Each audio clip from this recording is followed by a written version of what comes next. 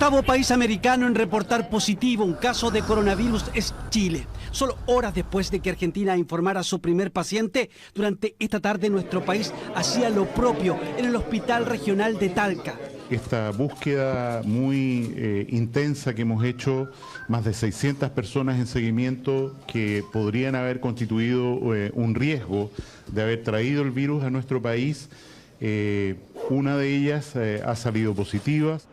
El paciente es un hombre de 33 años que trabaja en San Javier, región del Maule. Durante un mes el médico había viajado por distintos países del sudeste asiático. Su itinerario incluyó Malasia, Indonesia, Maldivas y Singapur, país donde se han confirmado 110 casos de la enfermedad.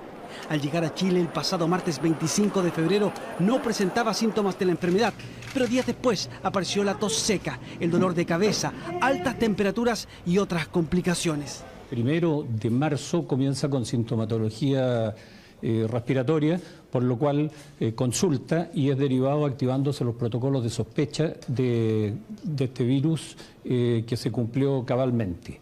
Hoy día se nos informa que el examen salió positivo. Otra persona que viajó junto al médico por el sudeste asiático está siendo monitoreada.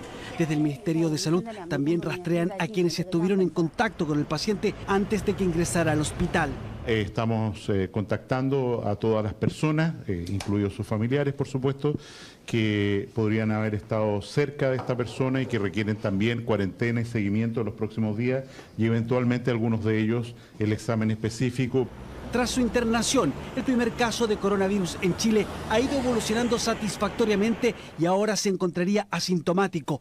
Pronto será dado de alta del recinto hospitalario y podría continuar el resto de la recuperación en su domicilio. El protocolo que hemos implementado es que las personas que puedan hacer esta suerte de cuarentena o reserva en sus domicilios porque no tienen necesidad ni de oxígeno ni de medicamentos endovenosos, así lo hagan. Esta tarde varias personas ya portaban mascarillas en las inmediaciones del Hospital Regional de Talca.